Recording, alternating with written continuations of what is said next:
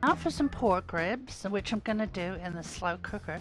I've done many ribs and stuff in the slow cooker, but this one had new ingredients: Dr. Pepper and barbecue sauce. And I had seen people use it before, but I'd never done it, so I wanted to give it a try. And Big Daddy loves pork ribs.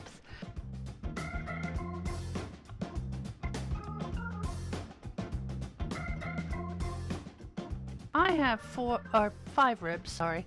And so for this, I used 1 cup of Dr. Pepper and a half cup of barbecue sauce, which worked out really well. Now, of course, if you've got more, you want to add more of these ingredients.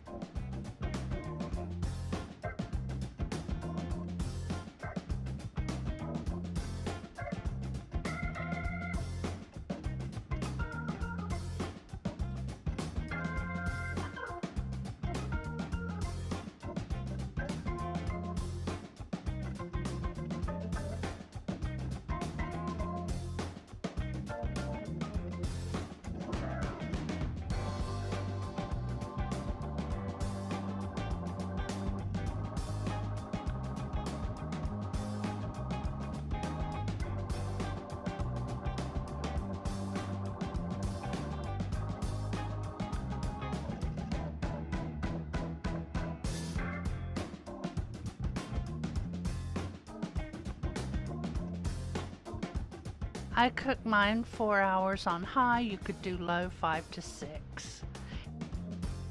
Here are our finished plates. I served them with some potatoes and air fried broccoli and cauliflower. They had a fantastic taste, so if you haven't tried this combination of sauce, definitely give it a try.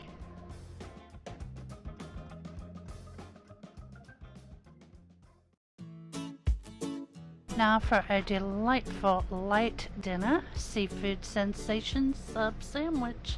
So you take the imitation crab. You want the flaky kind, so you can either just peel it apart, or I just cut mine up real small. And then we put that in a bowl, and all we do is add mayonnaise, salt, and pepper. Then I bought some sub rolls. I didn't have time to make them on this day. And then I cut up some lettuce and tomato, and I got some cheese slices to go with it, but I forgot to put them on. And we just had it with some chips. I tried some dill pickle strips with this, and they were so good. So if you like pickles, give those chips a try. And then we're putting in our mayonnaise. I use Duke's. You can use any mayonnaise you like. And then add salt and pepper to taste. I put very little salt in mine, mostly pepper. But you do it the way you like it.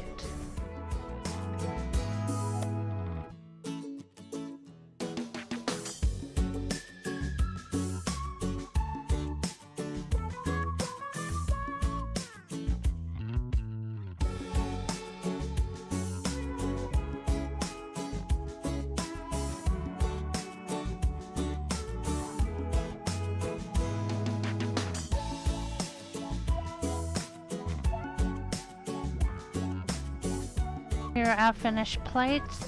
I hope you give it a try. I toasted the rolls. They were absolutely delicious, and it was really nice for a hot evening.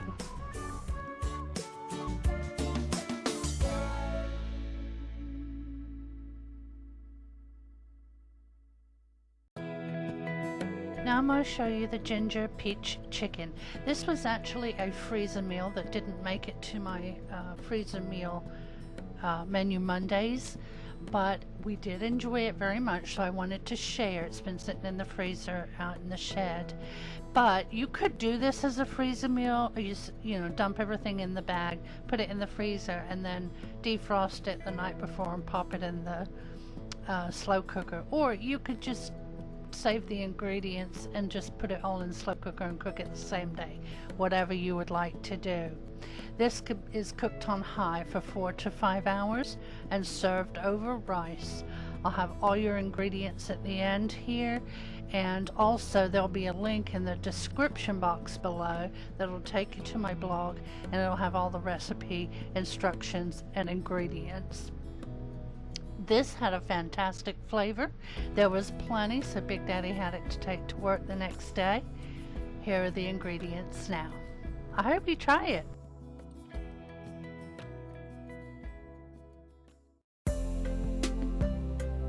we're going to make a beef pot pie. My mother used to always ask me when I would go visit what I would like for dinner, and my answer every time was a beef pie. I loved them. She used to in England make steak and kidney pie, but I didn't like the kidney part, so she omitted that for me, which was lovely. I probably wouldn't have eaten it. Anyway, the first thing we're going to do is cut up our vegetables, which consists of potatoes, carrots, and onion. Now I had the other half of the red onion that I used for a different recipe, so I went ahead and finished that up.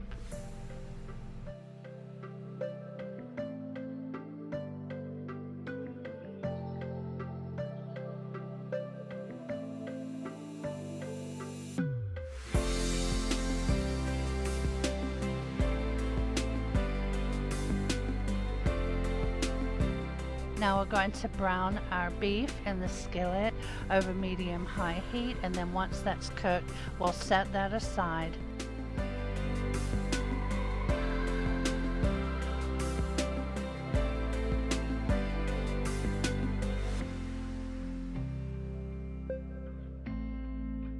First, we're going to saute our onions and our garlic just for a few minutes, and then we're going to add the carrots, the potatoes, and the frozen peas and let those cook for about 5 minutes.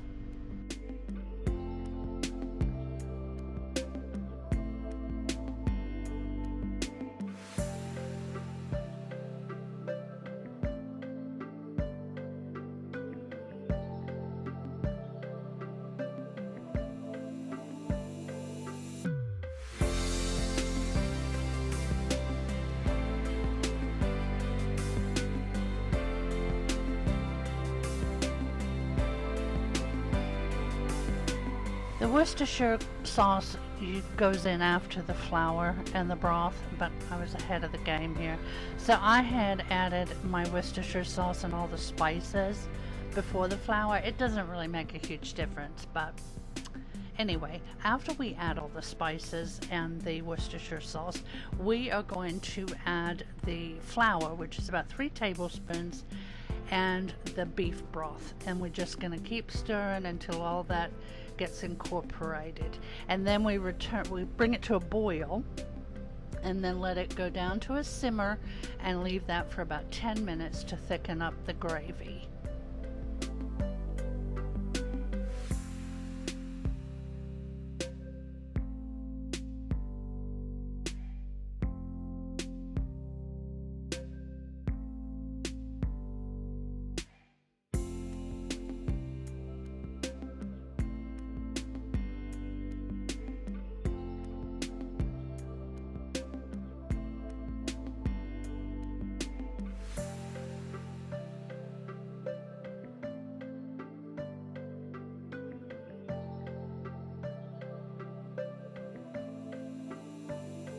Neglected to mention, we add the beef back in for the 10 minutes. That way it warms up with the rest of the ingredients.